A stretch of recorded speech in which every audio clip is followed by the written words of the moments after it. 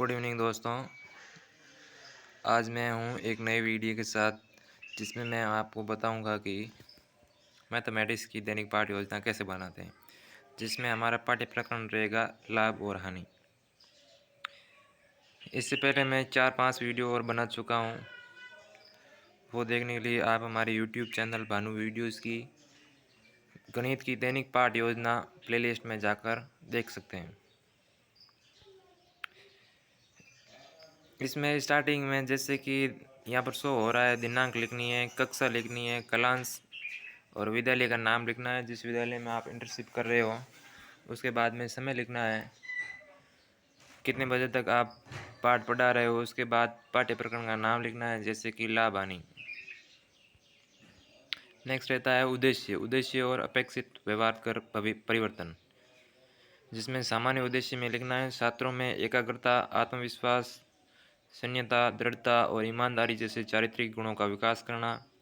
Next point है छात्रों को शीघ्रता व शुद्धता के साथ कार्य करने का अभ्यास कराना।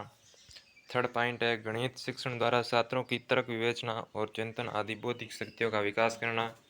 फोर्थ पॉइंट है गणित के प्रति रुचि और गणितीय दृष्टिकोण उत्पन्न करना।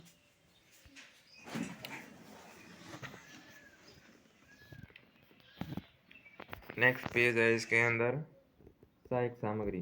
सहायक सामग्री जैसे कि हम पढ़ाते वक्त किन किन सामग्री का यूज ले रहे हैं उसका नाम लिखना है, जिसमें रहता है चार्ट, लपेट फलक, पाउडर, चौक, डस्टर वगैरह। आप 3-4 और भी लिख सकते हैं।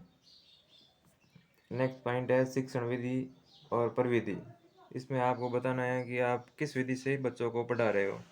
जैसे कि आप बोल रहे हो तो कथन विधि लिख सकते हो। किसी चित्र का डायग्राम बनाकर बता रहे हो तो प्रदर्शन विधि लिख सकते हो। उसके बाद में पॉइंट रहता है पूर्व ज्ञान, मतलब छात्रों को आप पढ़ा रहे हो उससे पहले उस टॉपिक से रिलेटेड कितना ज्ञान है। उसमें रहेगा कि छात्र क्रय विक्रय मूल्य तथा लाभ हानि याद करना जानते हैं। सेकंड है छात्रों को एक एक नियम तथा प्रतिशत का ज्ञान है। नेक्स्ट है प्रस्तावना। प्रस्तावना का मतलब ये होगा कि आप क्लास में पढ़ाने जा रहे हो तो पहले निर्धारित करके जाना है कि बच्चों को कौन कौन से टॉपिक पढ़ाने हैं, जिसमें पॉइंट रहेगा कि अनाज में एक व्यापारी ने कुछ मक्का 275 रुपये प्रति क्विंटल के भाव से खरीदी, उसको 290 रुपये प्रति क्विंटल के भाव से बेच दिया, तो लाभ ज्ञात करना है। उसमें क्वेश्चन है कि सामान का क्रय मूल्य कितना है। नेक्स्ट रहेगा कि सामान का विक्रय मूल्य कितना है। थर्ड क्वेश्चन है व्यापारी को सामान बेचने पर कितना लाभ हुआ है। लाभ या हानि का प्रतिशत कौन से मूल्य पर ज्ञात करेंगे। नेक्स्ट रहेगा व्यापारी को कितना लाभ हुआ है। मतलब 4-5 क्वेश्चन का तो उत्तर आ रहा है और एक क्वेश्चन प्रस्तावना में ऐसा होना चाहिए जिसका उत्तर बच्चों को नहीं आ रहा है। तो उसी के बेस पर उद्देश्य कथन बनेगा और आगे प्रस्तुतिकरण में पूरा का पूरा दैनिक पाठ योजना उस पर बेस होगी।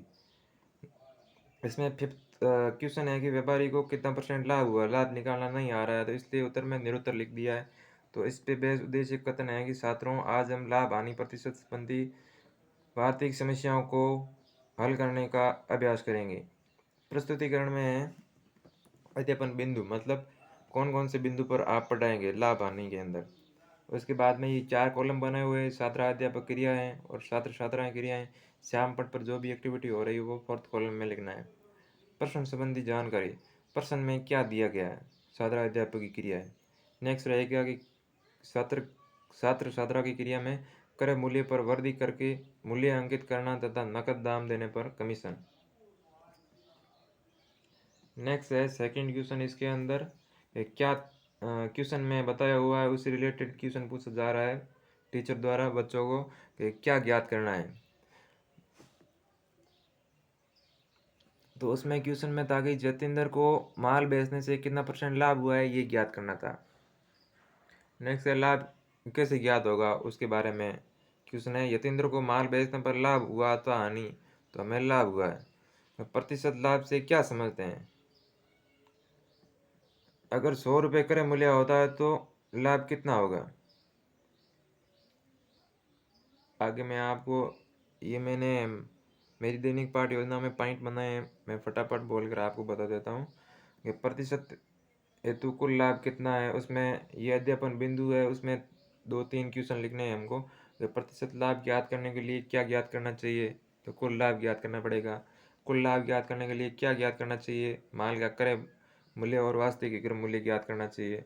नेक्स्ट अध्यापन बिंदु में है वास्तविक विक्रय मूल्य। इसके अंदर क्वेश्चन है वास्तविक विक्रय मूल्य किस पर आधारित होता है? तो छात्र द्वारा प्रतिक्रिया में अंकित मूल्य पर। अंकित मूल्य अध्यापन बिंदु के अंतर क्वेश्चन है कि अंकित मूल्य किससे ज्ञात होता है? क्रय मूल्य पर दी हुई वृद्धि से। नेक्स्ट इसके अंदर रहेगा प्रतिशत लाभ अध्यापन बिंदु के अंदर। प्रतिशत लाभ कैसे ज्ञात होता है? एक नियम प्रणाली से। आगे लाभ हानि ज्ञात करने के लिए एक और विधि दी हुई है, पूरा इसी के द्वारा ज्ञात होगा, जिसमें है संश्लेषण विधि। संश्लेषण विधि के अंदर अध्यापन बिंदु में माल का क्रय और मूल्य कितना है उसके बारे में क्वेश्चन है। जैसे कि यतीन्द्र ने माल कितने रुपए में खरीदा? तो यतीन्द्र ने माल 100 रुपये में खरीदा था। नेक्स्ट है क्रय मूल्य पर वृद्धि। वह माल के क्रय मूल्य पर कितने % बढ़ाकर मूल्य अंकित करता है? तो 20% बढ़ाकर अंकित किया हुआ था, हमने क्वेश्चन में स्टार्टिंग में पढ़ा था। नेक्स्ट रहेगा थर्ड कि अंकित मूल्य कितना है। तो उससे रिलेटेड क्वेश्चन है कि उसके माल का अंकित मूल्य कितना होगा? तो अंकित मूल्य है 120 रुपये। श्याम पट पर हमने लिखा है वो जो भी एक्टिविटी है वो इधर लिखना है 4th कॉलम के अंदर। 100 हमारा मूलधन था, 100 + 20 ये मिश्र दिन लगा हुआ है, तो अंकित मूल्य टोटल हो जाएगा 120 रुपये। तो कमीशन कितना % रहा है उससे रिलेटेड क्वेश्चन लिखना है कि अंकित मूल्य पर कितना काटा है। काटा मतलब आप कितना कमीशन ले रहे हो। कमीशन 8% है। नेक्स्ट पॉइंट है अध्यापन बिंदु में अंकित मूल्य कि 8% कमीशन से वास्तविक विक्रय मूल्य ज्ञात करने अंकित मूल्य कितना लेना होगा? तो अंकित मूल्य 100 रुपये ये हमने माना था। नेक्स्ट इसके अंदर है वास्तविक विक्रय मूल्य। 6 पॉइंट है अध्यापन बिंदु के अंदर। तो इसमें है कि 8% कमीशन से वास्तविक विक्रय मूल्य कितना होगा? तो वास्तविक विक्रय मूल्य है 100 - 8। 8 जो कमीशन है वो हमने माइनस किया है तो 92 आ रहा है। अंकित मूल्य 100 है तो वास्तविक मूल्य कितना होगा? वास्तविक मूल्य 92 रुपये। नेक्स्ट है लाभ। आपको लाभ कितना हो रहा है उससे रिलेटेड 1-2 क्वेश्चन है कि यतीन्द्र को माल बेचने से कितना लाभ हुआ है? लाभ ज्ञात करने के लिए विक्रय मूल्य माइनस क्रय मूल्य, ये फॉर्मूला रहता है लाभ निकालने का। माल बेचने पर लाभ हुआ अथवा हानि, तो हमें लाभ प्राप्त हुआ 10.40 रुपये का। लाभ क्रय मूल्य पर। लाभ किस मूल्य पर हुआ है? क्रय मूल्य पर, जो हमारा क्रय मूल्य है 100 रुपये है। नेक्स्ट है यतीन्द्र को कितने % लाभ हुआ है? तो 10.40%। इसको हम 2/5% भी लिख सकते हैं। नेक्स्ट यहाँ पर दैनिक पाठ योजना पूरी हो जाती है। तो मूल्यांकन के लिए बच्चों को 1-2 क्वेश्चन देने होते हैं। तो उसमें हमको एक क्वेश्चन लिख देना है कि चाय का दुकानदार अपनी चाय के क्रय मूल्य से 20% अधिक मूल्य बढ़ाकर मूल्य सूची में भाव अंकित करता है। बताइए 48 रुपये प्रति किलोग्राम अंकित मूल्य वाली चाय को वह किस भाव से बेचे कि उसे 10% का लाभ हो। और उसमें एक रहता है कि गृह कार्य बच्चों को देना है। तो उसमें 1-2 क्वेश्चन आप लिख सकते हैं। जैसे कि इसमें क्वेश्चन है कि एक दुकानदार ने रेडियो 460 रुपये में बेचा, जो उसके क्रय मूल्य से 15% अधिक है। तो बताएं कि उस रेडियो को वह कितने में बेचे कि उसे 7% का लाभ प्राप्त हो। नेक्स्ट रहता है परिवीक्षक पृष्ठ। इसमें सारांश बताना है पूरी दैनिक पाठ योजना का। क्रम संख्या 1 किस दिनांक को आपने बनाई है? तो 15/7/22 कक्षा 8 में ली है। विषय मैथ्स है। प्रकरण लाभ हानि रहा है। और सबसे नीचे होता है परिवीक्षक के हस्ताक्षर कराने के बाद में पूर्णतः ये दैनिक पाठ योजना पूरी मानी जाती है। तो धन्यवाद दोस्तों। वीडियो को लाइक करें, कमेंट करके ज़रूर बताएं कि आपको वीडियो कैसा लगा। और इसी तरह की वीडियो देखने के लिए आप हमारा यूट्यूब चैनल भानु वीडियोज़ को सब्सक्राइब कर सकते हैं।